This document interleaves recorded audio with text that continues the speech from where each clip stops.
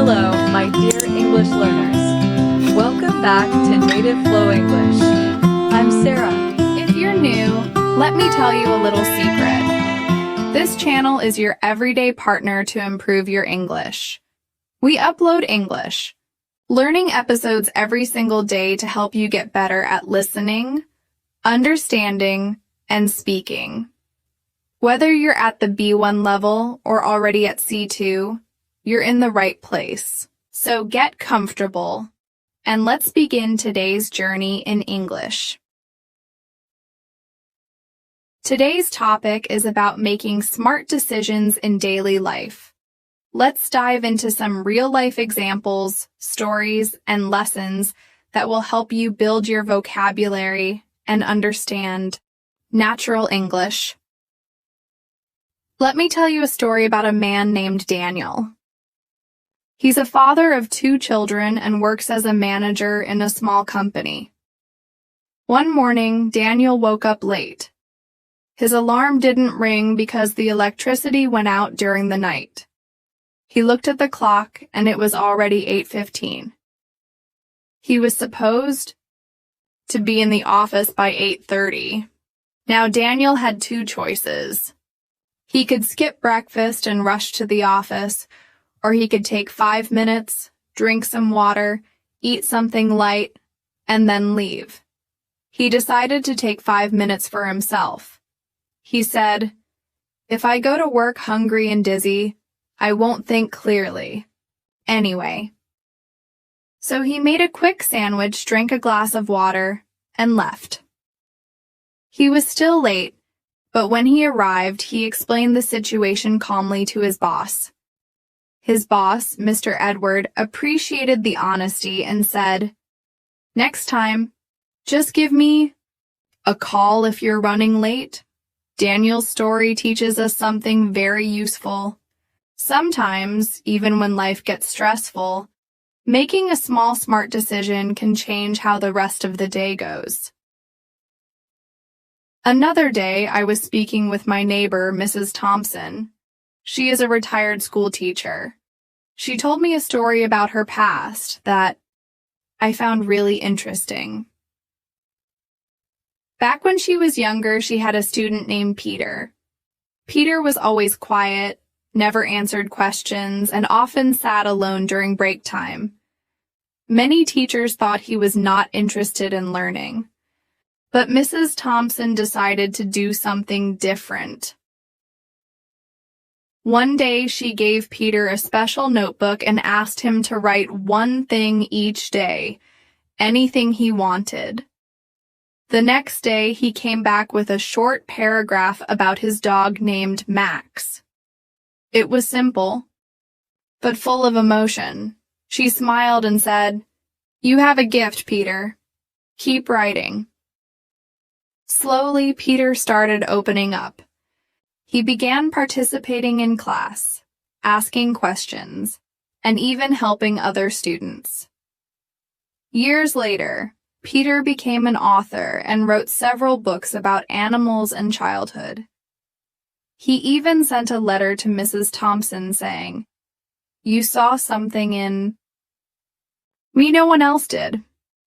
Let's imagine now. Imagine you are standing in front of 2 roads. One leads to a big city with tall buildings, lots of noise, and a fast-paced life.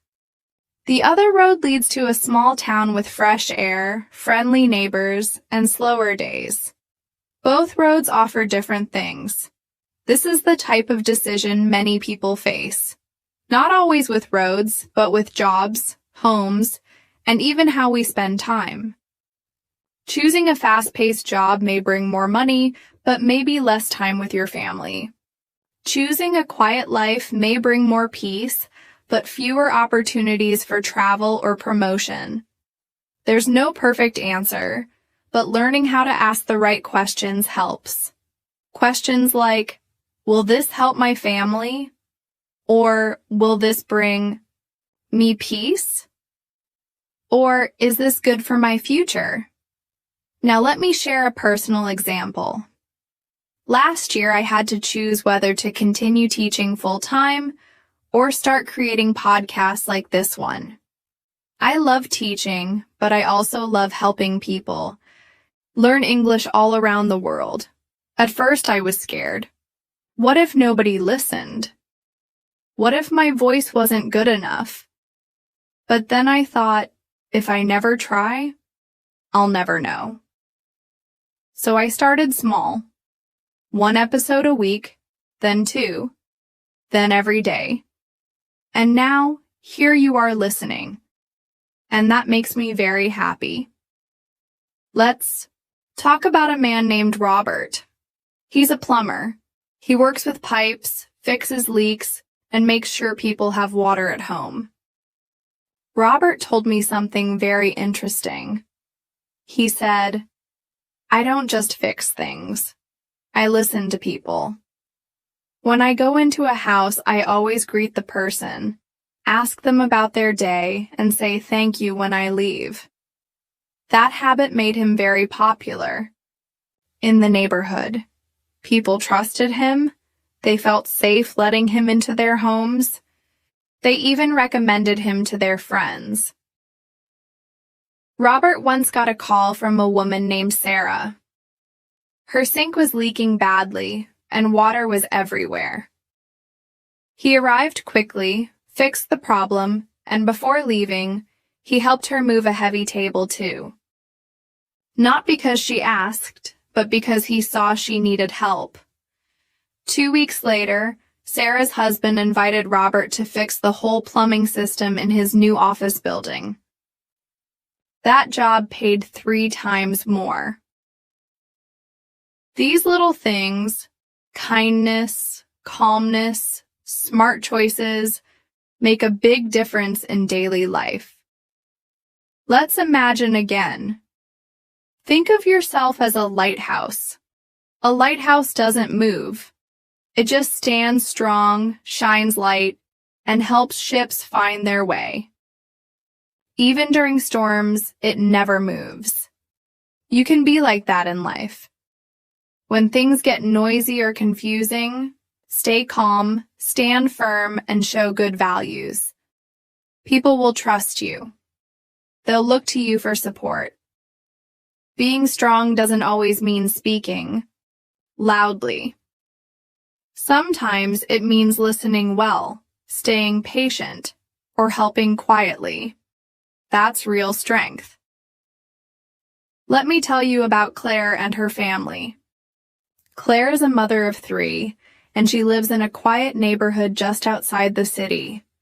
Every Sunday, her family gathers at the dining table, not just for a meal, but to talk about their week. One Sunday, her youngest son, Jacob, shared that he had been struggling with math at school. He looked nervous and said, "I feel like I'll never understand it." Claire didn't rush to give him a solution. Instead, she looked him in the eye and said, "That's okay. Everyone has a moment like this. We'll get through it together." That simple response changed everything for Jacob. Instead of feeling embarrassed, he felt supported. They started doing 10 minutes of math together every evening, and in just 1 month, Jacob's confidence grew. He no longer feared the subject. He even started helping his friend Daniel with homework at school. This story reminds us that being present in small moments, especially with family, can have a big impact. Sometimes, a calm word or a gentle promise can change someone's day, or even their life. Let's look at another situation. A man named Henry works in a busy office where every second counts. People rush in and out, phones ring constantly, and emails never stop. One day, the office computer system crashed. Everyone started panicking. People were blaming each other, walking fast, raising their voices. But Henry did something different. He stood up, walked to the front of the office, and said, "Let's breathe. No one is at fault. Let's write down what needs fixing and do it together. His calm attitude spread through the room like fresh air. Slowly, people sat down, made lists, and started solving the problem piece by piece. By the end of the day, the system was up again, and the office had handled the issue better than anyone expected. The boss, Mr. Harris, later called Henry into his office and said, "You didn't just fix the problem, you fixed the people." And after that day, Henry was seen as a leader, not because of his title, but because of his approach. Now let's shift to a story about a woman named Susan. Susan owns a small bakery in a village called Willowbrook.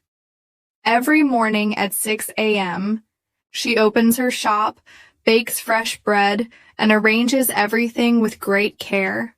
Her customers love not just the taste of her bread, but also how warmly she greets them. She always says, "Good morning, Mr. Walker," or "Hope your day goes well, Mrs. Allen." One day, it snowed heavily and most shops in the village stayed closed. But Susan still opened her bakery. She made fewer items, lit a fire to keep the place warm, and placed a sign outside that said, "Warm bread and warmer hearts inside." That day, 3 travelers stopped by. Their car had broken down and they were cold and tired. Susan gave them warm tea and bread. She didn't ask for anything. One of the travelers, Mr. Charles, turned out to be a businessman who later invited her to supply bread for a chain of countryside inns. That simple act of kindness during a snowy day turned into the biggest opportunity of her career. And it came not from effort alone, but from being generous and steady, even when things were difficult. Let's talk about something everyone faces: moments of failure. There's a young man named Timothy who dreamed of becoming a carpenter. He loved woodwork, loved the smell of fresh wood, and the feeling of creating something from nothing. He applied for an apprenticeship at a local furniture workshop run by Mr. Gray, a strict but fair man. On his first day, Timothy was nervous. His hands shook as he measured the wood, and he accidentally cut a piece wrong. Mr. Gray frowned and said, "That's a waste of good oak." Timothy felt crushed. But instead of giving up, he went home, took a small piece of leftover wood, and made a tiny box in his garage. It wasn't perfect, but he brought it the next day and showed it to Mr. Gray. Mr. Gray held it, turned it around, and said, "You made this without help?" Timothy nodded. "Then let's keep going," Mr. Gray said. Sometimes proving ourselves doesn't mean being perfect the first time.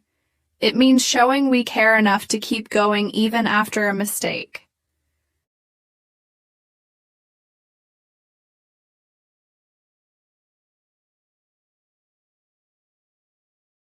Let's imagine you are sitting in your home one evening. The light is soft, the air is calm, and you're sipping a cup of tea. You start thinking about your life, your dreams, and where you want to be in 5 years. That moment of reflection is powerful. Now imagine a woman named Ellen. She had always worked in a library, loved books, and enjoyed helping people find what they needed. But she had a dream: to open her own learning center, where adults could come after work to improve their reading and writing. People told her, "You're too old to start something new," or "That's a risky idea." But she said, "If not now, then when?" So she saved money, learned business basics from a friend named David, and started small. 1 room, 3 chairs, and 5 students. She called it the evening school. Now, 5 years later, over 200 people have joined her classes. Some of them got better jobs, others learned how to help their children with homework. And Ellen? She feels more alive than ever. She often says, "I didn't wait for a perfect time. I made this time perfect." Let me tell you a story from my cousin Andrew. Andrew works as a delivery driver. One day, while delivering a package to a family in the countryside, his van got stuck in the mud. It was late afternoon, and he had 4 more deliveries to make. He tried pushing, turning the wheels, placing cardboard under the tires. Nothing worked. A young boy from the house nearby saw him struggling. His name was Ethan. He ran inside and brought his father, Mr. Martin. Together, they brought a rope and helped pull the van out using their tractor. Andrew offered to pay or bring them something later, but Mr. Martin said, "Sometimes we help not because we have to, but because it's the right thing to do." That experience stayed with Andrew. Now, whenever he sees someone stuck, even a stranger, he always stops to help. He says, "That moment in the mud taught me more than any driving lesson." Let's talk about a situation from the life of Lisa and her husband Thomas. They live in a small apartment with their daughter Emma. One month, their budget was very tight. They had bills, school fees, and groceries to manage. One evening, Thomas came home with a simple idea. "Let's do a no-spend week. Only buy what we absolutely need." Lisa agreed, and they started planning their meals carefully, used things they already had in the kitchen, and found creative ways to spend time without spending money. They played board games, walked in the park, and even made homemade pizza using leftover ingredients. At the end of the week, not only had they saved money, but they also felt more connected as a family. Emma said, "This was the best week ever. Sometimes, limits don't restrict us. They guide us to what really matters." Now imagine waking up and having no voice. That happened to my friend Hannah. She teaches English at a school, and one day she lost her voice completely due to illness. She still went to school and used her whiteboard, gestures, and expressions to teach the class. Surprisingly, the students enjoyed it. They paid more attention, worked in pairs, and even helped each other understand the lesson. At the end of the class, one student named Ryan said, "I think I learned more today than usual." Hannah later said, "Losing my voice taught me to use other ways to connect." That's something powerful in English learning too. Sometimes we focus too much on speaking, but listening, reading expressions, and using body language are also parts of real communication. I want to share a quick lesson I learned from gardening. I planted 2 tomato plants in my backyard. One plant got plenty of sunlight, the other was in the shade. After a few weeks, the sunny plant was taller but had fewer tomatoes. The shaded one was smaller but had stronger, sweeter fruit. It made me think, success doesn't always look big or bright. Sometimes growing slowly in quiet places builds more strength. Just like in English learning, going at your own pace, even in silence, can lead to powerful results. Let's begin with a powerful story from a man named Paul. Paul is a firefighter, and his life is full of unpredictable moments. One evening, his team received a call about a fire in an old apartment building. It was winter, the roads were icy, and traffic was heavy. By the time they reached the building, smoke was already pouring out of the windows. Paul rushed in with his team. On the second floor, he found an elderly couple, Mr. and Mrs. White, who couldn't move quickly. Mr. White used a walker, and Mrs. White had poor eyesight. The smoke was thick, and time was short. Without hesitation, Paul carried Mr. White over his shoulder, and his teammate helped Mrs. White down the stairs.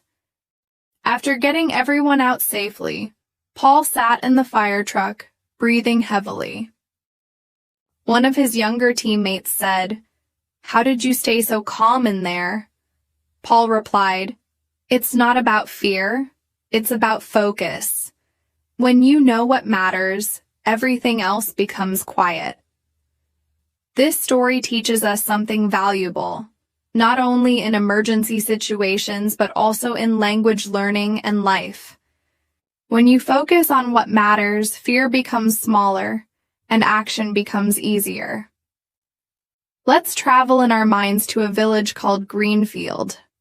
There, a young woman named Abigail runs a small tailoring business. She makes clothes, repairs old jackets, and sews school uniforms for children in the neighborhood. One day, a man named George walked into her shop holding a very old coat. It was torn at the shoulder and had missing buttons. "This belonged to my father," he said. "He wore it every winter." Abigail examined it and said, "It's worn, but I'll do my best." She spent hours repairing it carefully. She didn't just fix the torn parts. She added new lining, replaced all the buttons with wooden ones that looked like the original, and even embroidered a tiny symbol inside. The initials of George's father. When George returned, he looked at the coat in silence. Then he smiled and said, "This feels like home again." That day, Abigail didn't just fix clothing, she restored a memory. And that is what care and attention can do. Even in work that seems simple, putting your heart into it can bring deep meaning to others. Let's imagine a different kind of story.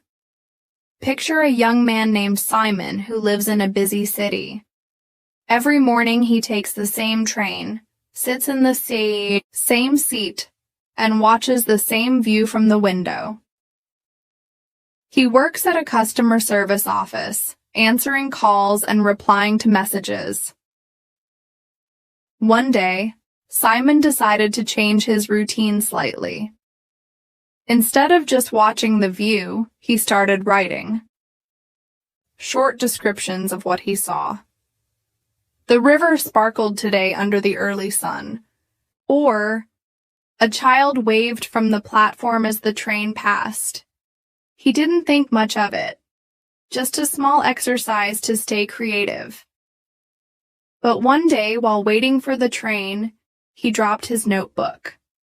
A woman nearby picked it up, glanced at the page, and said, "These are beautiful. Do you write professionally?"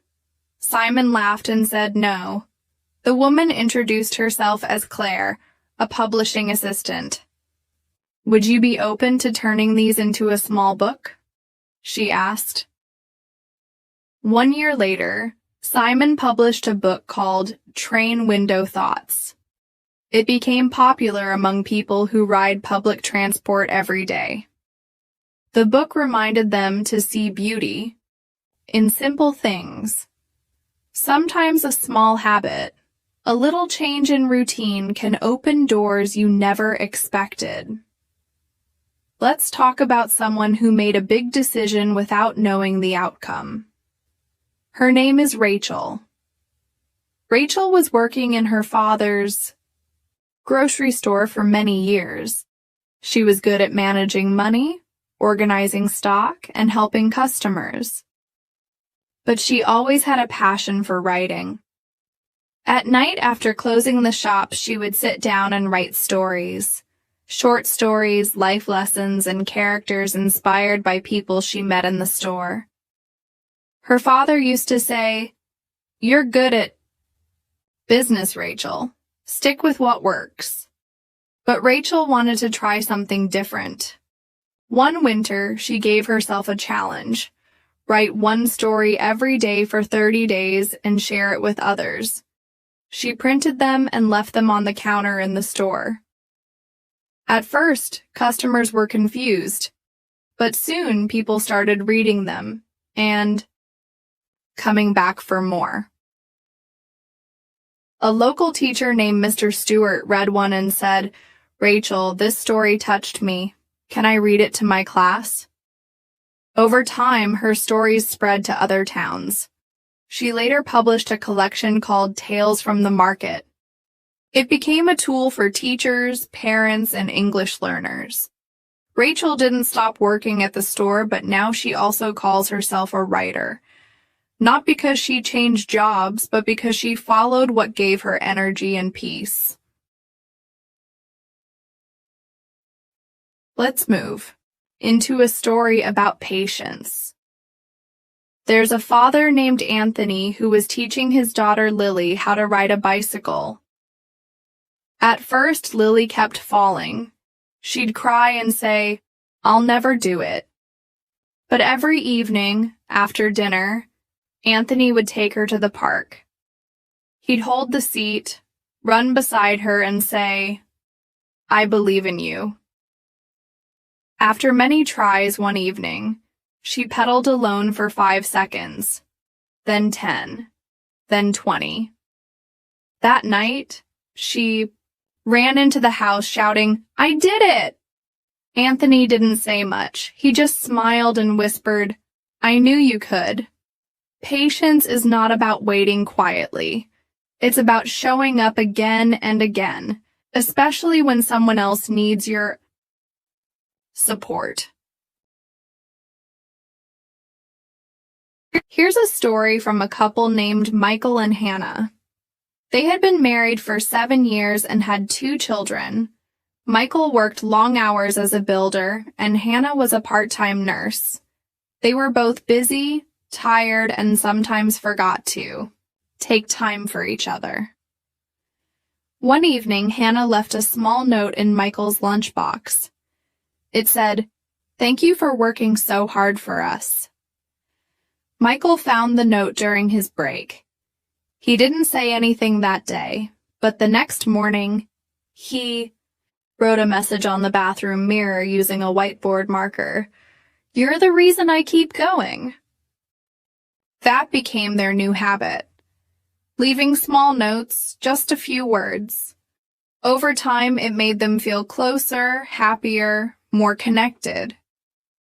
In relationships, whether with your wife, husband, children, or parents, words have power. Simple phrases can build bridges. "I'm proud of you." "Thank you for today." "You make my life better." Even in English, learning these emotional expressions helps you connect in deeper ways. Let's take a story from a completely different place. A school playground. A boy named Louis was always alone during lunch. He didn't speak much, didn't play football with others, and often looked at the sky. A new student named Amelia noticed him. One day she walked up and said, "Do you like drawing?" Louis nodded. She handed him a notebook and said, "Draw something in here."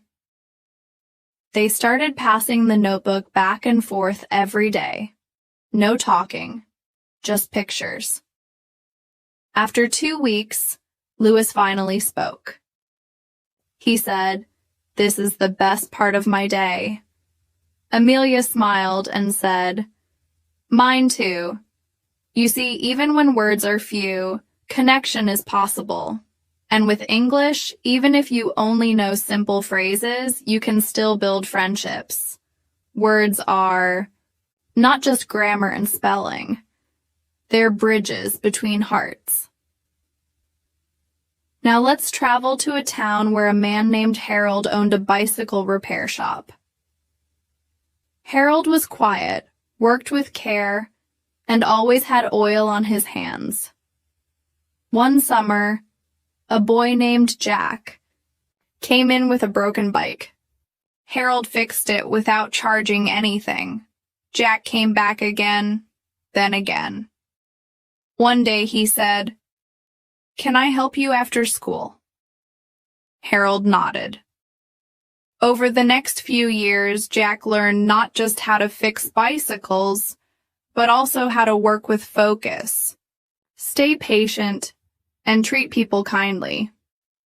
One day, Harold told him, "This shop will be yours when I retire." Jack was shocked. "Why me?" he asked. Harold simply said, "You cared enough to stay." Skills are not only about talent. They're about showing up, being kind, and doing your work with consistency. There's a man named Samuel who works as a gardener in a large city park. Every day he wakes up early, tends to flowers, trims bushes, and waters the plants. But Samuel doesn't just see his job as work.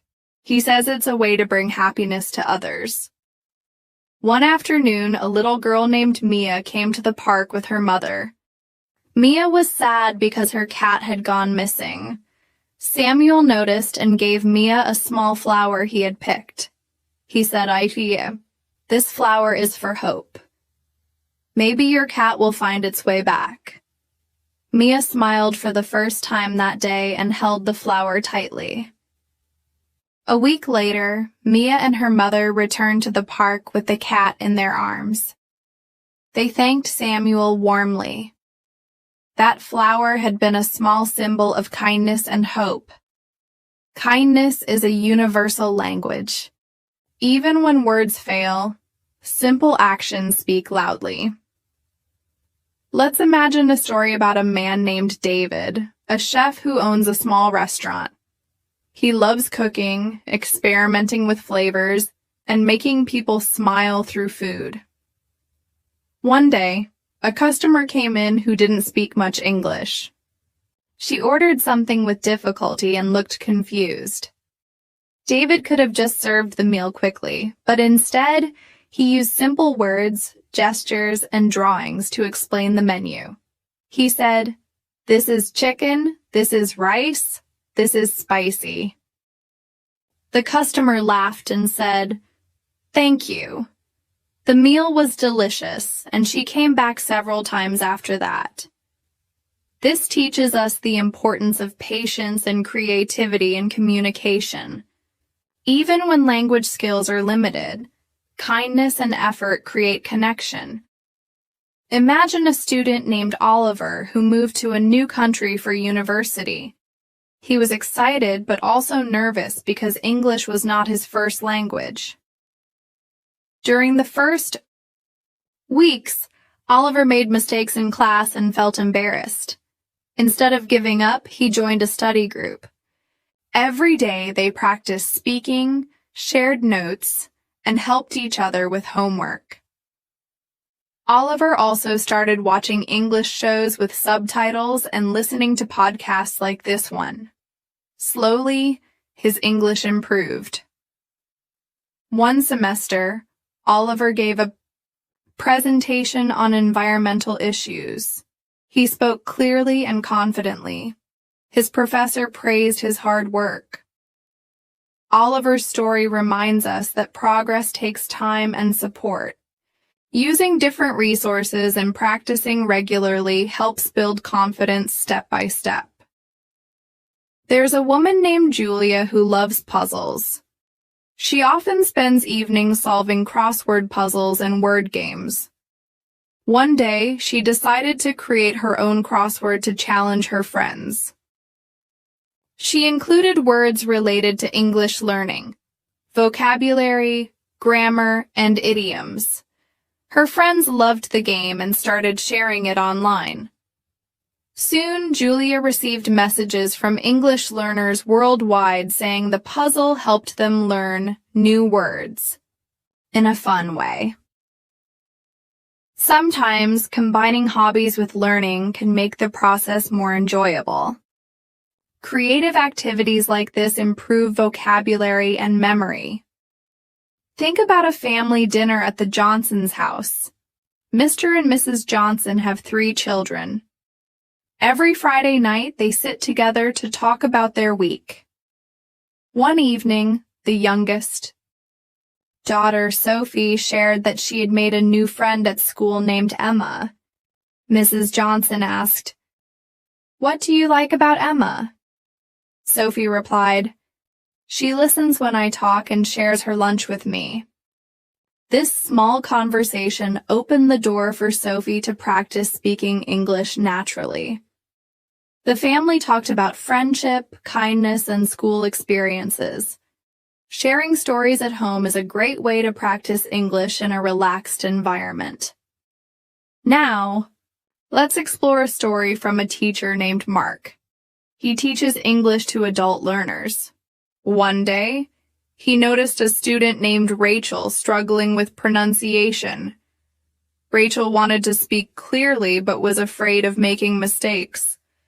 Mark introduced a technique called shadowing, where students listen to short sentences and repeat them immediately, matching the rhythm and tone. Rachel practiced daily and gradually her pronunciation improved. She even recorded herself and compared her voice to native speakers. Her confidence grew, and she started joining group discussions without hesitation. This shows how simple methods and practice can overcome common language barriers.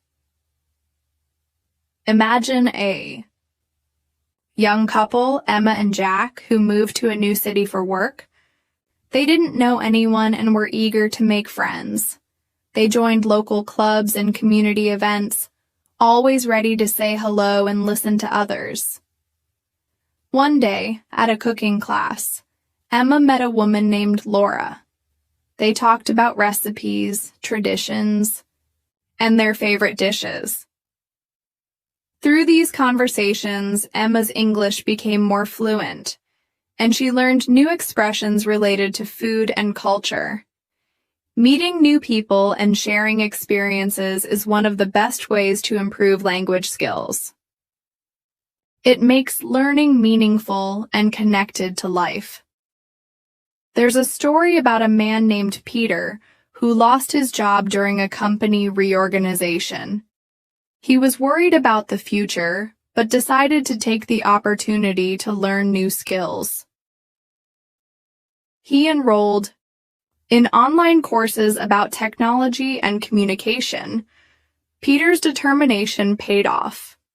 He found a new job as a technical assistant, where he uses both his old experience and new knowledge.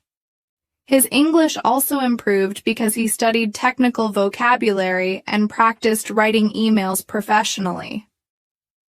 This story shows that challenges can be doors to new paths if we face them with a positive attitude and a willingness to learn. Think of a quiet morning at a cafe where a writer named Susan sits with her notebook. She watches people, listens to their conversations, and writes stories inspired by what she hears. Her favorite moments are when someone shares a little piece of their life, a memory, or a hope. Susan says that listening is the key to good writing and good English. Paying attention to details, the way someone says a sentence, the emotions behind words, helps you understand deeply and respond naturally. Listening actively is one of the most important skills for language learners. It opens doors to better speaking and reading as well. Let's take a moment to imagine a day in the life of a volunteer named James. He works at a community center, helping newcomers learn English and find their way in a new country. James uses simple stories, games, and group discussions to make learning fun and practical. One day, a woman named Fatima joined the group. She was shy and spoke very little English.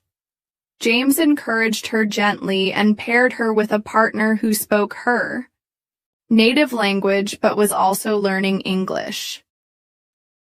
With patience and daily practice, Fatima started improving.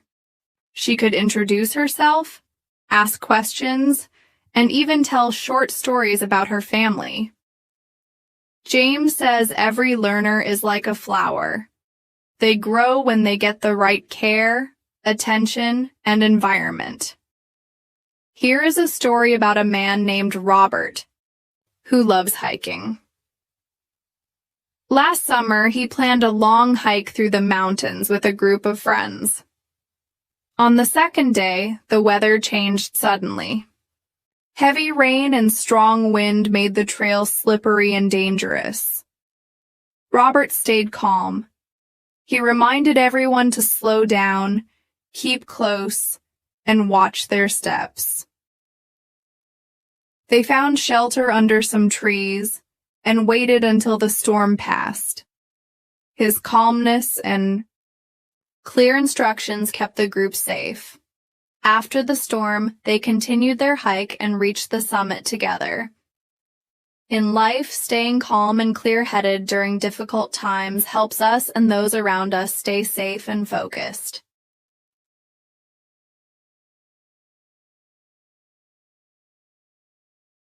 Imagine you're in a bookstore where a woman named Linda works. She loves recommending books to customers based on their interests and reading level. One day, a teenager named Alex came in looking for books to improve his English.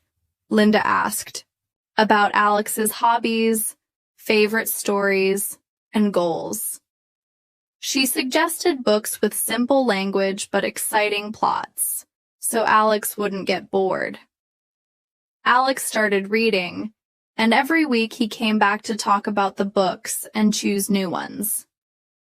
This story reminds us how important it is to find materials that fit your level and interests when learning a language.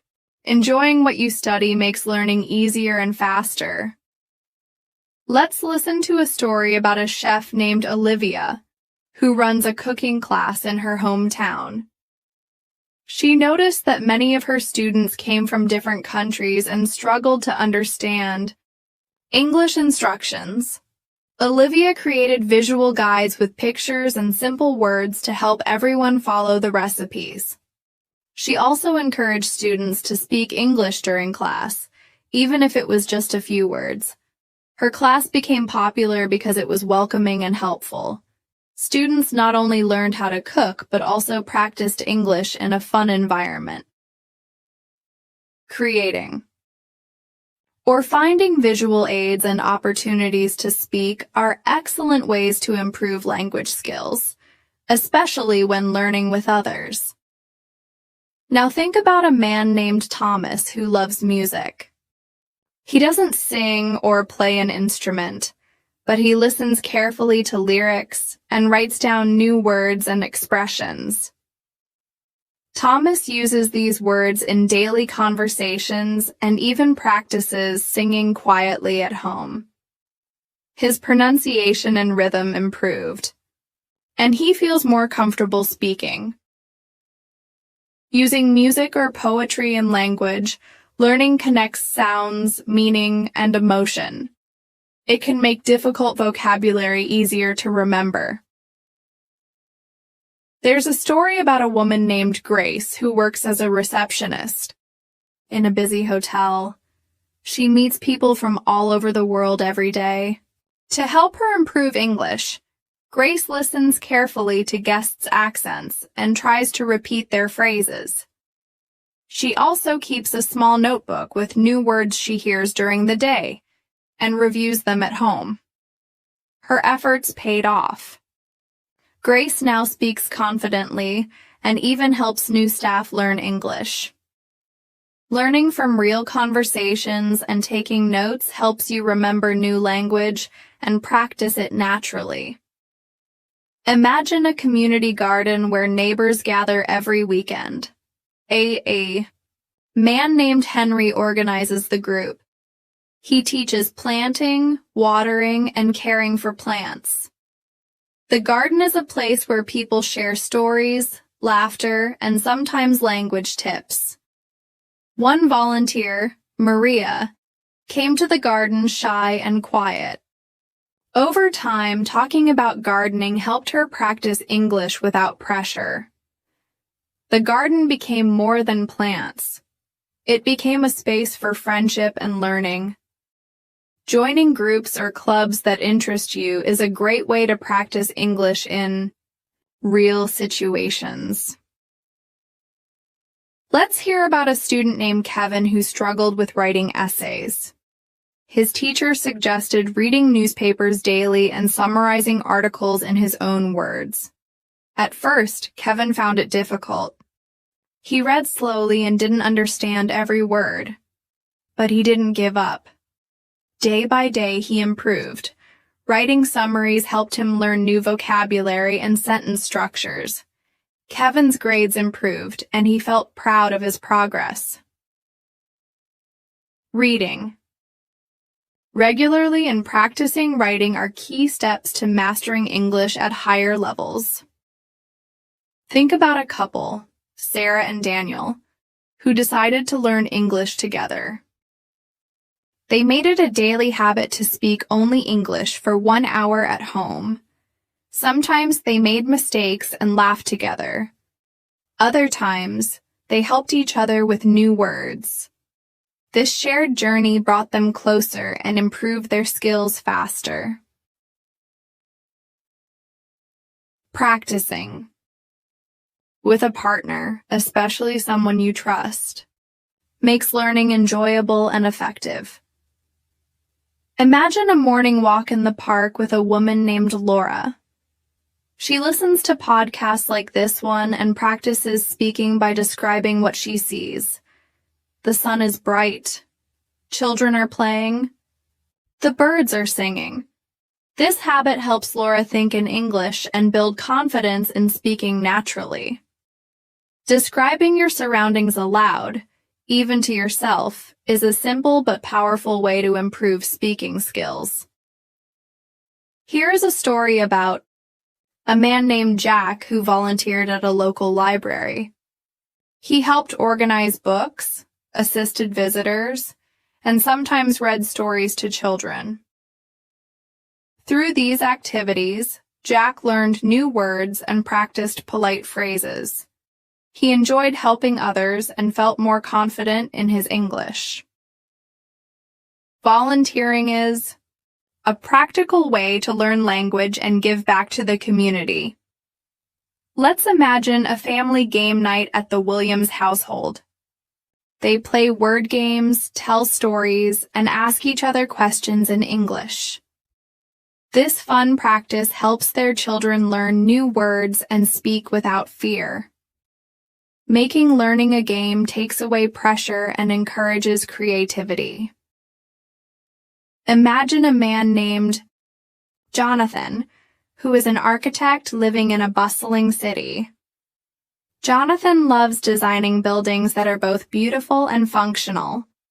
One day, he was assigned to design a community center in a neighborhood that needed a safe place for children to play and families to gather. He knew that his design needed to be special. Jonathan didn't just sit at his desk and draw.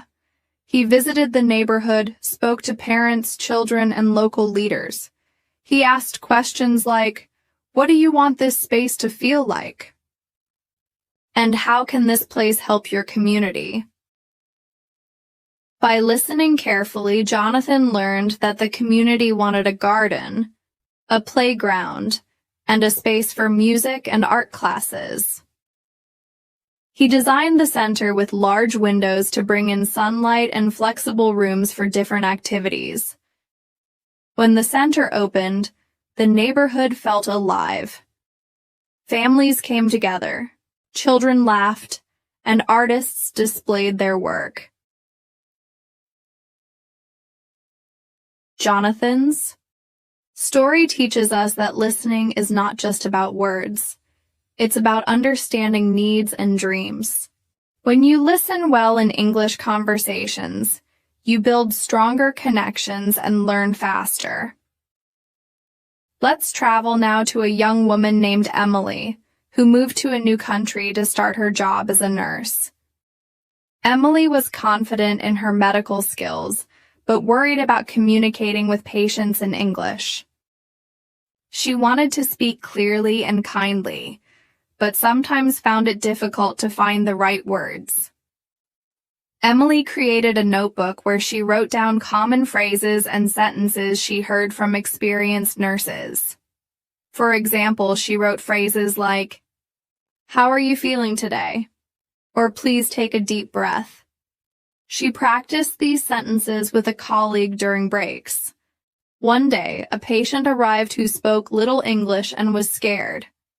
Emily used her notebook to communicate slowly and patiently. She held the patient's hand and explained every step. The patient later thanked Emily for her kindness, saying it made the hospital feel less frightening. This shows how preparation and practice can help you feel ready for real conversations. Writing down useful phrases and practicing them makes speaking easier. Imagine a quiet village where a man named George runs the local bakery. George wakes up before dawn every day to bake fresh bread and pastries. He loves his job, but he also enjoys talking to customers. One morning, a visitor came from another country. She spoke very little English and pointed to a pastry behind the glass, asking, "What is this?" George smiled and said, "This is a croissant. It's flaky and buttery." He offered her a sample and she nodded happily. Over the next few days, the visitor returned and tried different items. They shared stories about food from their countries, using simple words and gestures. George's friendliness made the visitor feel welcome, and she recommended the bakery to her friends. This story shows that even simple language, combined with kindness, creates meaningful connections. Now picture a man named Alex who works as a software developer. Alex loves coding but is shy when speaking English. In meetings, he often stays quiet, worried about making mistakes. One day, Alex decided to change his approach. He started preparing questions and comments before meetings. He practiced speaking aloud at home. He also watched videos about communication skills. During the next meeting, Alex asked a question about the project timeline. His team appreciated his input, and slowly he began speaking more.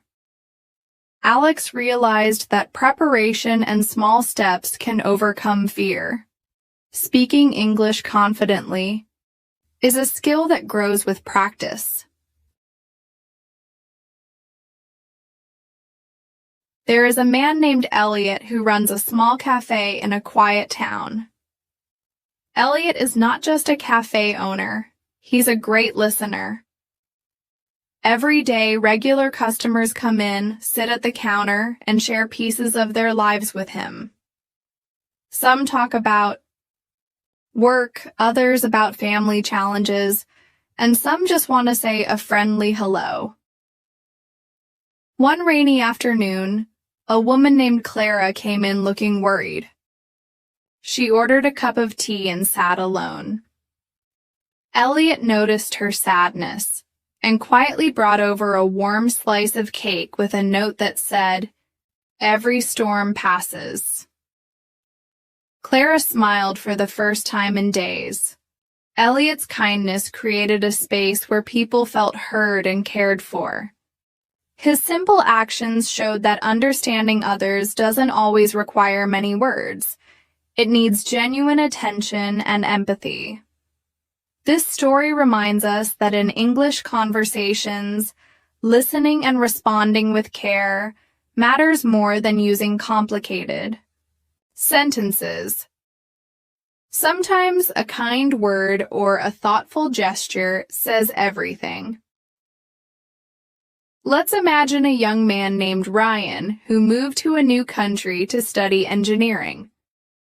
He was excited but struggled to keep up with fast English lectures and complex technical terms. Feeling frustrated, Ryan considered quitting his course. One day, his professor noticed his struggle and suggested breaking down lessons into smaller parts. She recommended watching educational videos with subtitles and practicing vocabulary daily. Ryan took this advice seriously. Every night he reviewed one concept, wrote down questions, and asked classmates for help. Slowly, the pieces began to fit together. His confidence returned, and by the end of the semester, he gave a clear presentation about renewable energy. Ryan's experience teaches us that breaking down difficult topics and asking for help can make learning manageable. Patience and persistence turn challenges into achievements. There's a story about a woman named Felicity who works as a nurse in a busy hospital. Felicity loves caring for her patients, but the fast pace and emotional stress can be exhausting. To keep her energy, Felicity started writing short notes of encouragement to herself. Each morning before work, she'd read phrases like, "You are strong," "Your kindness matters," and "Take one step at a time." These small messages helped Felicity stay positive during tough shifts. She also began sharing kind words with patients and colleagues, creating a ripple effect of support. In language learning, positive self-talk is important too. Telling yourself, "I can improve," or "I am learning every day," keeps motivation high and opens the door to success. Imagine a neighborhood where neighbors come together every Saturday to clean the park. A man named James organizes this group. Everyone, from young children to elderly residents, helps pick up trash, plant flowers, and paint benches. During one cleanup, a young boy named Leo asked James, "Why do we do this if the park gets dirty again?" James smiled and said, "Because every small action adds up. When we care together, our community becomes stronger." This story teaches a valuable lesson. Small, consistent efforts lead to meaningful change. The same applies to language learning. Studying a little every day builds strong skills over time. Let's talk about a couple named Rachel and Paul. They enjoy traveling and experiencing new cultures. On their recent trip to Italy, they faced a challenge. Neither spoke Italian well, and they found themselves in a small village with limited English speakers. Instead of feeling lost, Rachel and Paul used simple phrases, gestures, and smiles to communicate. They asked locals for directions, ordered food, and even joined a village celebration. Their positive attitude and willingness to try made the trip memorable and fun. They learned that communication is not only about perfect grammar, but also about connection and openness. Travel experiences like these help build real-world language skills, encouraging learners to step outside their comfort zones. A man named Victor is a graphic designer who works mostly from home. Recently, he joined an online English conversation group to practice speaking. During one session, he was nervous and spoke very little. However, the group leader encouraged him to share his favorite hobbies. Victor talked about painting and photography, and others asked questions. By the end of the meeting, Victor felt more relaxed and connected. He realized that sharing personal interests makes speaking easier and more enjoyable. This story highlights the power of finding topics you love when practicing English. Passion creates natural conversation and builds vocabulary. Let's picture a school where a teacher named Lisa helps children with learning difficulties. She believes every child has potential and uses creative methods to teach. One boy named Marcus struggled with reading. Lisa started using storybooks with pictures and simple sentences. She also encouraged Marcus to act out stories with classmates. Gradually, Marcus improved and even began writing his own short stories. His smile grew wider every day. This shows that adapting learning methods to individual needs makes a big difference. For English learners, finding techniques that suit you personally can boost progress and confidence. There's a story about an elderly man named George who lives alone but is very active in his community. George loves sharing stories from his youth and often volunteers to read at the local library. One day, he decided to start a storytelling group for adults learning English.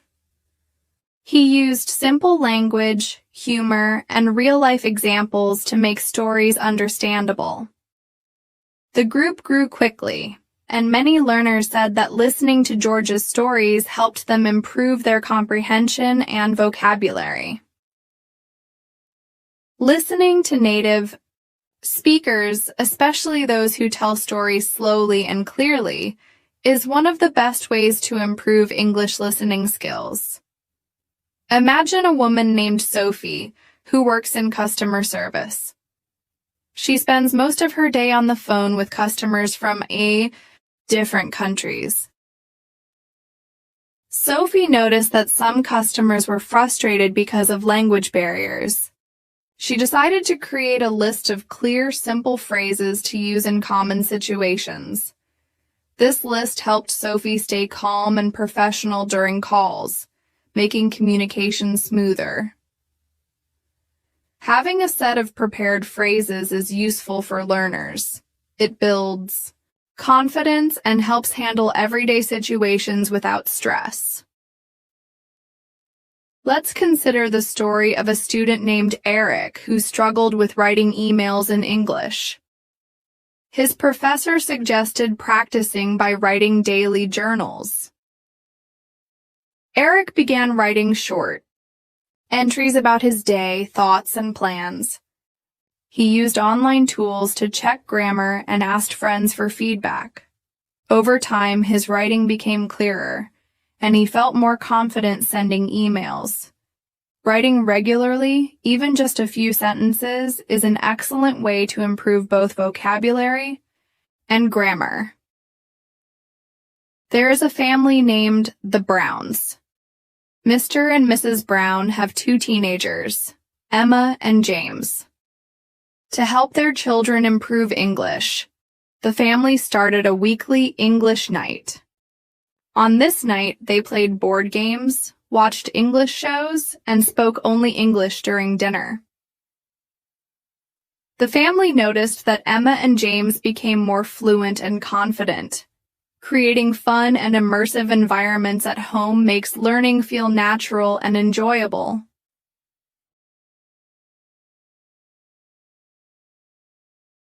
There once was a man named Jonathan who lived in a small town near the coast.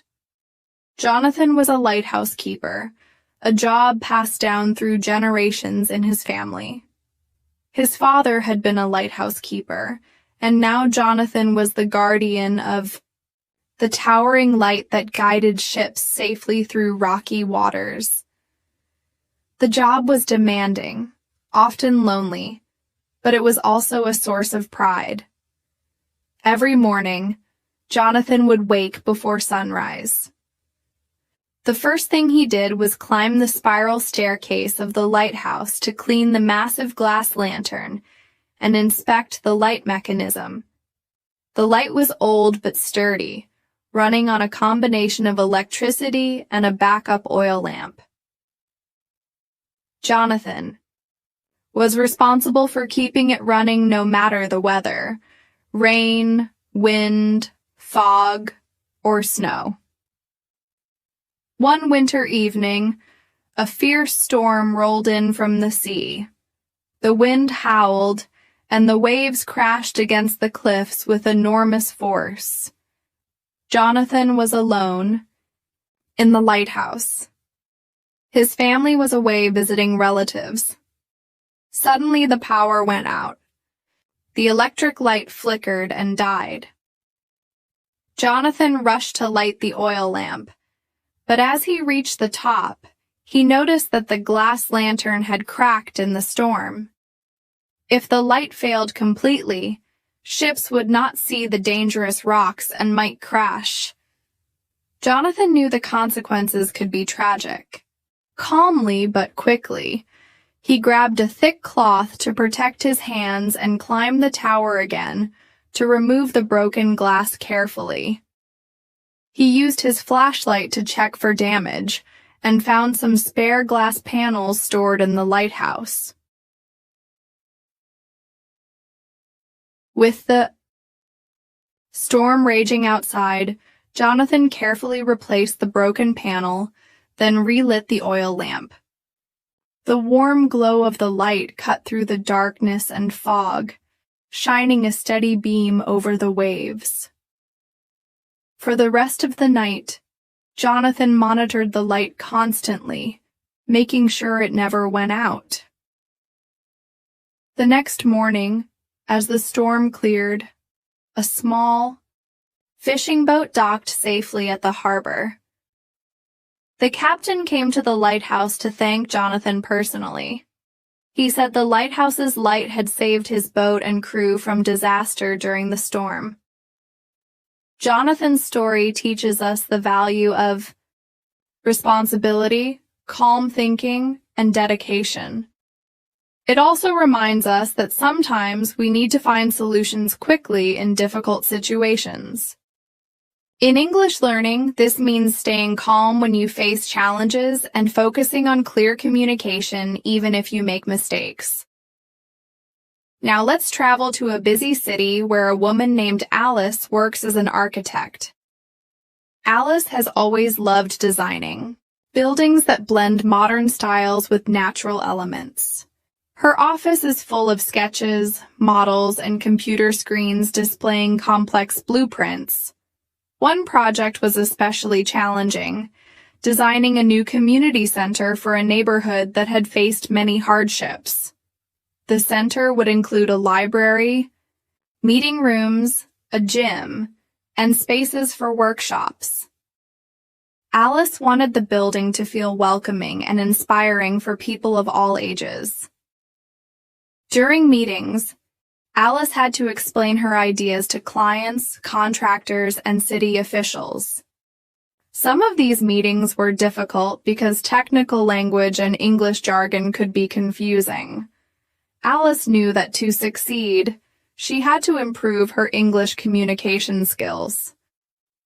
She started by preparing carefully before meetings, writing down key vocabulary, and practicing how to explain concepts simply. Alice also asked her colleagues for feedback on her presentations.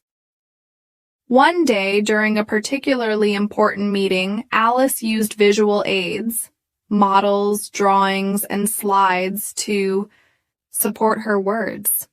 She spoke clearly and confidently, and the clients were impressed. The community center project was approved, and construction began. Throughout the process, Alice visited the site regularly, talking with builders and workers. She learned many new English words related to construction, materials, and safety. By the end of the project, Alice felt she had grown not just as an architect, but also as an English speaker. Alice's experience shows us how practical preparation and using multiple communication methods, speaking, visuals, writing, can help us express complex ideas in English. It's also a reminder to embrace new vocabulary in real contexts. Let me tell you about a family reunion that brought together relatives from different parts of the world. The Harris family had roots in England, Canada, and Australia. Once every few years, they organized a large gathering to celebrate their heritage and reconnect. This year, the reunion took place in a spacious countryside house owned by Uncle Robert. The house had a big garden, a fireplace, and walls covered with old photographs. The reunion lasted for a weekend. Relatives arrived by plane, car, and train. Some hadn't seen each other in many years. English was the common language, but not everyone spoke it fluently. On the first evening, after dinner, the family gathered around the fireplace for storytelling. Grandpa George, the eldest, began sharing stories from his childhood. He described growing up during World War II, the games he played, and the lessons he learned. Grandpa George's stories were full of vivid descriptions and emotions. Some of the younger relatives struggled to understand all the words, but they listened carefully and asked questions. During breaks, Aunt Mary helped by explaining difficult vocabulary and encouraging everyone to participate. The storytelling night became a highlight of the reunion. Family members shared their own stories, memories, and dreams. The conversations flowed naturally, and people practiced English in a warm, supportive atmosphere. The Harris family reunion illustrates how storytelling builds connections and language skills. When you listen to stories, you learn not only words, but also cultural values, expressions, and feelings. It's one of the richest ways to learn English deeply. Now let me introduce you to a young man named Daniel, who recently moved to a new country to start his career as a software developer. Daniel was excited but also anxious because he knew English was essential for his job. On his first day at work, Daniel met his new team. They were friendly but spoke quickly. Daniel found it difficult to keep up with technical discussions and office jokes. After the first week, Daniel realized he needed a plan to improve his English fast. He started by listening to podcasts about programming and technology in English. He took notes of new words and phrases. At work, Daniel asked colleagues politely to repeat or explain things he didn't understand. Most of them were patient and helpful. Daniel also joined a weekly English conversation group after work, where professionals from various fields practiced speaking and shared experiences. After 3 months, Daniel's confidence grew. He participated actively in meetings, contributed ideas, and even gave a short presentation about a new software tool. Daniel's journey teaches us the importance of combining listening, speaking practice, and real-life application. Immersing yourself in English related to your interests or career accelerates learning and makes it meaningful. Let me share a story about a woman named Grace who loves gardening. She has a small garden at her home where she grows flowers, herbs, and vegetables. Grace finds gardening relaxing and rewarding. She reads gardening books in English and watches tutorials online. She keeps a journal where she writes about her plants, weather, and plans. One spring, Grace decided to join a community garden project in her neighborhood. The project brought together people of different ages and backgrounds to grow food for local families in need. Grace met many new friends and practiced English every day. They shared gardening tips, recipes, and stories. Grace learned new words like pruning, compost, and harvest. During the Harvest Festival, Grace gave a short speech thanking volunteers and explaining the garden's benefits. Her gardening story reminds us that learning English through hobbies makes the experience enjoyable and relevant. When you connect language to your passions, you stay motivated and remember words better. Imagine a young woman named Emily who is an aspiring writer. She writes short stories and poems in English and dreams of publishing a book one day. Emily's challenge was that writing in English was not easy. Sometimes she struggled to find the right words or structure her sentences clearly. To improve, Emily joined a creative writing workshop. The group met weekly to share work, give feedback, and discuss language. One week, Emily wrote a story about a magical forest. She described tall trees, sparkling rivers, and mysterious creatures. Her classmates loved the imagery and encouraged her to develop it further. Emily also read classic English literature and studied writing techniques. Over time, her writing became more fluid and expressive. She started submitting stories to magazines and received positive responses. Emily's story shows us the value of practice, feedback, and reading in improving English writing skills. Creative expression pushes language boundaries and builds confidence. Let's imagine a man named Peter who works as a taxi driver in a large city. Every day he meets travelers from around the world. Peter enjoys chatting with passengers, learning about their countries, and sharing stories about his city. James was a teacher in a busy city school. Every day he faced a classroom full of students who came from many countries. Some spoke English well, others were still learning. James loved his job, but sometimes found it difficult to make sure everyone understood. One afternoon, James planned a special lesson about storytelling. He asked each student to share a story about their family or a memorable event. Some were shy at first, but slowly the room filled with voices and laughter. One student told about a trip to a mountain where she got lost but found her way back with help from a kind stranger. Another student shared a story about his grandfather who used to tell stories about the sea. After the stories, James noticed that the students were more confident speaking English. They weren't worried about mistakes. They were focused on sharing and listening. That day, James learned something important too. Teaching is not just about lessons and books. It's about connection. When people share stories, they connect. That connection makes learning easier and more fun. In a small town, there was a woman named Claire who owned a bakery.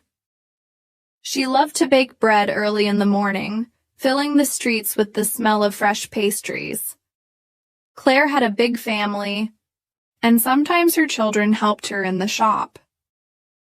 One Saturday, a big event was coming, a market day where many people from around the area would visit. Claire decided to bake a special cake for the occasion. She worked all night, carefully, mixing ingredients and decorating the cake with colorful flowers made from sugar. The next morning, Claire's bakery was very busy. People came not only for the regular bread, but to see and taste her special cake. Many were amazed by her skill and kindness. Claire smiled as she watched families enjoy her creations. Later, her husband came by with their youngest child. They all shared a piece of cake together. It was a happy moment, simple but full of love. Claire's story shows how small acts of kindness and hard work bring people together. And even when things get busy, moments with family are the most special. Michael worked as an engineer at a big company. His job required him to work with people from many countries, which meant he needed to use English every day. At first, it was hard for Michael to understand fast conversations during meetings. One day, the company planned a new project that would last 6 months. Michael was chosen to lead part of the team. He felt nervous, but also excited. To prepare, Michael practiced explaining his ideas clearly. He made notes and rehearsed what he would say. On the day of the meeting, he spoke slowly and used simple examples. His team listened carefully and asked questions. Over the next weeks, Michael met regularly with his team. They worked hard, but also shared jokes and stories about their different cultures. Michael found that these moments helped the team feel closer and work better together. By the end of the project, Michael's English had improved a lot. More important, he learned that confidence and kindness can make communication easier. Let me tell you about Anna, who recently moved to a new country with her husband and 2 children. Everything was different: the language, the food, the customs. Anna felt nervous about helping her children adjust to a new school where classes were in English. One morning, Anna went to the school to meet the teachers. She listened carefully and asked questions when she needed help. The teachers were kind and gave her advice about how to support her children. At home, Anna and her husband made a plan. They would spend time reading English books with their children every day. Sometimes they played games using English words, and sometimes they watched cartoons in English together. Over time, the children became more confident speaking English. Anna noticed they made new friends and enjoyed school more.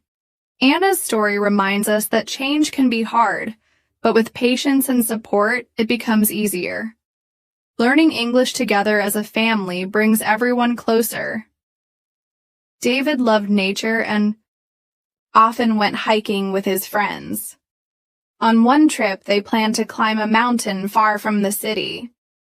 The hike was challenging, with steep paths and cold weather. During the climb, David's friend Sarah slipped and hurt her ankle. They needed to get help quickly. David took out his phone, but there was no signal. Remembering a basic English phrase. For emergencies, David called out loudly for help, hoping someone nearby would hear. Luckily, a group of hikers responded and came to help. They carried Sarah down the mountain and called rescue teams. This experience was frightening, but taught David the importance of staying calm and using the language you know, even in difficult situations. There was a family who loved music and dancing. Every weekend, they gathered to sing songs and dance together. The parents, Lisa and Robert, wanted their children to enjoy English through fun activities. One day, they invited neighbors to join. They sang popular songs and shared stories about their lives. The children laughed and practiced new words without even realizing it. These simple family moments helped everyone improve English naturally. Jessica was a student studying business. She needed to prepare a presentation for her class. Jessica was nervous about speaking in front of everyone. She practiced many times at home, using a mirror and recording her voice. She asked her husband to listen and give advice. When the day came, Jessica spoke clearly and with confidence.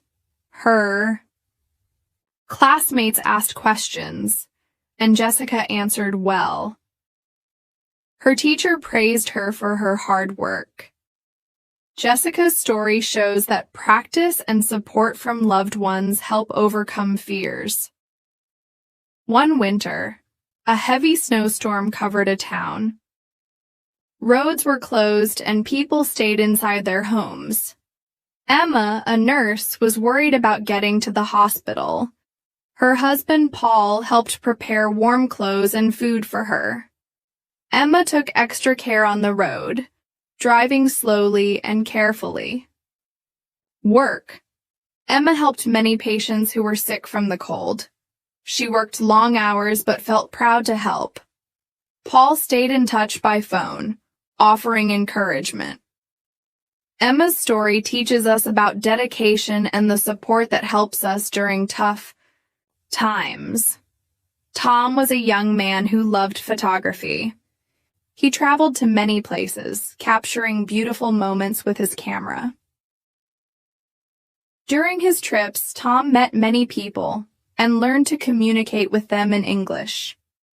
He asked about local traditions and shared his own stories. Tom's photos and experiences helped him grow as a person and improve his English naturally. A group of friends decided to start a book club. They chose stories from different countries and took turns reading aloud.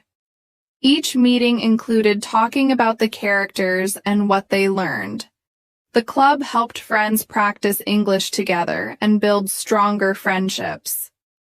Maria worked at a cafe where many customers spoke English. She enjoyed helping people and making new friends. Sometimes customers asked for recommendations or directions. Maria learned to listen carefully and respond kindly. Her job improved her English and confidence. Alex was preparing for an important exam. He studied every day, reading, listening, and writing. He joined a study group and practiced speaking English. On exam day, Alex felt ready and did his best. His story reminds us that consistent effort brings results. Lucy and Mark enjoyed cooking together. They tried new recipes and talked about ingredients in English. This fun activity helped them learn new words and improve their conversation skills. Rachel worked as a librarian.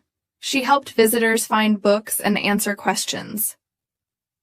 Rachel loved recommending stories and sharing knowledge. Her job gave her many chances to use English in helpful ways.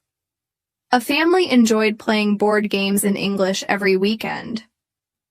The games created laughter and learning. They looked forward to these times and improved their language naturally. David, a driver, met many travelers every day. He enjoyed hearing their stories and sharing his own. Talking with different people helped David practice English regularly.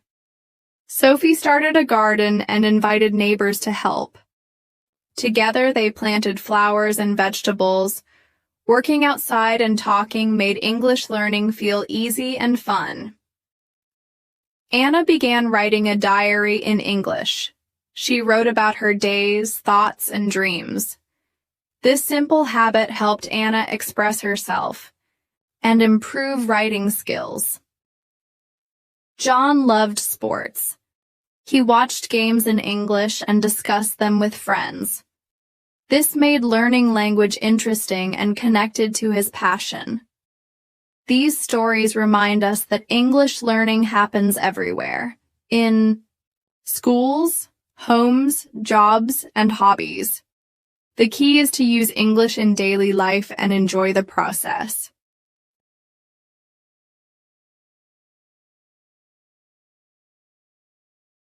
There was a man named Philip who worked in a busy office as a project manager. Every day, Philip had to organize meetings, talk with clients, and manage his team. Sometimes the work was stressful because deadlines were tight and people had different opinions. One important day, Philip had to lead a meeting with people from different countries. Some spoke English very well, and others were still learning. Philip wanted to make sure everyone understood the project goals. Before the meeting, Philip prepared clear notes and simple explanations. During the meeting, he spoke slowly and asked questions to check understanding. When someone didn't understand, Philip repeated the idea in a different way. After the meeting, his team told him they appreciated how clear and patient he was. Philip felt proud because he knew communication was the key to success. This story shows that clear and kind communication helps people work better together. Even if English is not perfect, trying to be clear and listening carefully makes a big difference. Let me tell you about a woman named Sarah who moved to a new city to start a job as a nurse. Sarah loved helping people, but found it hard to talk to patients who spoke only English. At first, Sarah was shy and worried about making mistakes. She listened carefully to the words patients used and tried to repeat them when she spoke. One day, Sarah cared for an elderly patient who didn't speak much but needed help. Sarah used pictures and simple words to explain the treatment. The patient smiled and thanked her with a gentle touch on the hand. After that, Sarah felt more confident. She began to practice speaking English every day with colleagues and even watched TV shows with subtitles. Sarah's story teaches us that caring and trying your best helps overcome language barriers. When you show kindness, people understand you more than just words. In a quiet town, a family was planning a big celebration for the grandmother's 80th birthday. The family had relatives coming from far away, some who spoke English and some who spoke other languages. The grandmother, Mrs. Thompson, loved telling stories about her childhood. During the party, she shared memories of growing up on a farm, playing with animals, and helping her parents.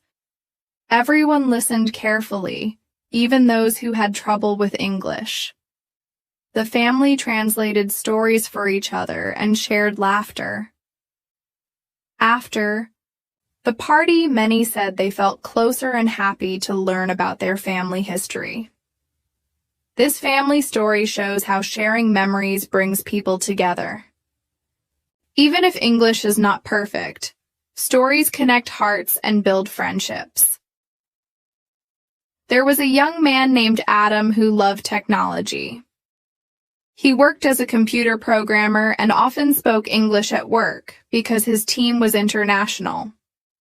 Adam enjoyed learning new words related to his job, but sometimes meetings moved too fast. To keep up, he recorded meetings with permission and listened again at home. He also watched tutorials and read articles in English about programming. One day, Adam was asked to teach a new software tool to his team. He prepared by writing simple instructions and practicing explaining steps clearly. The training went well, and his team thanked him for the helpful session. Adam's experience shows that practice, review, and preparation help improve English in professional settings. It's okay to use extra time and resources to understand better. Let me share a story about a mother named Linda who wanted to help her children improve English. Linda and her husband decided to create a family game night every week. They played games like word puzzles, guessing games, and storytelling games, all in English. The children laughed, learned new words, and felt less afraid of making mistakes. Linda noticed that her children started speaking more English naturally and even helped their friends with homework. This story reminds us that learning together in a fun way helps everyone feel comfortable and grow faster. John loved sports, especially basketball. He watched games on TV and tried to learn the words commentators used in English. John also joined a local basketball club where many players spoke English. During practice, John listened to coaches and teammates and asked questions when he didn't understand.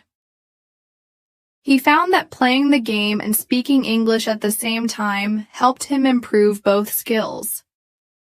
John's story teaches us that combining activities we love with language learning makes the process enjoyable and effective. There was a teacher named Helen who worked at a community college. She taught English to adults who wanted to improve for work or daily life. Helen used stories, music, and role play in her classes to make lessons interesting. One day, she organized a cooking class where students followed an English recipe. Sawiya. Students laughed and helped each other understand the steps. They practiced speaking and listening while cooking and tasting the food. This story shows that learning through activities and teamwork helps people feel confident and use English in real life. In a small town, a man named Robert enjoyed gardening. He planted flowers and vegetables in his backyard. Robert joined a community garden where neighbors shared tools and advice. They talked in English about plants, weather, and recipes for fresh vegetables. Robert loved spending time outside and practicing English with friends. His story reminds us that nature and hobbies offer great chances to learn and connect. A young woman named Emma worked in a bookstore. She met many customers from different countries. Emma loved helping people find books and recommending stories. Sometimes customers asked for books in English for learning or fun. Emma listened carefully and learned many new words from conversations. Her job made English feel natural and part of her daily life. There was a man named Michael who loved traveling. He planned trips to new countries and practiced English to prepare.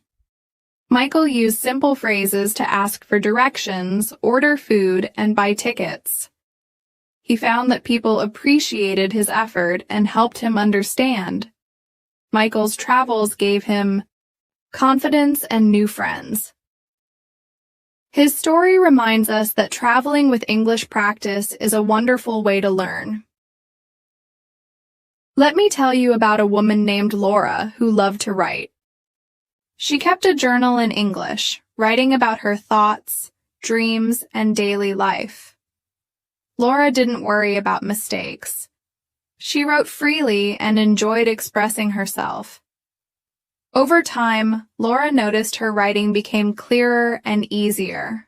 Writing helped Laura understand English better and build confidence. Her story shows that expressing yourself without fear is key to learning. There was a couple named Mark and Anna who loved cooking together. They tried new recipes from English-speaking countries. They read the recipes aloud and talked about the ingredients. Sometimes they invited friends to share the meal and practice English. Cooking brought joy and learning into their home. Their story teaches us that shared activities help language learning feel natural. A young man named David was nervous about speaking English at work. He decided to join a local conversation group. At first, David listened more than he spoke, but slowly he began to share his ideas. The group was friendly and encouraging. David practiced every week and soon felt more comfortable in meetings. His story reminds us that finding supportive groups helps build confidence. In a quiet village, an elderly woman named Grace loved to knit. She met with friends weekly to share stories and knit together. Though English was not their first language, they practiced speaking during their meetings. The gatherings brought friendship and improved their English gently. Grace's story shows that learning happens in small, peaceful moments. There was a student named Alex who wanted to improve his English for university. He joined a club where students discussed books, films, and current events in English. Alex listened carefully and shared his opinions.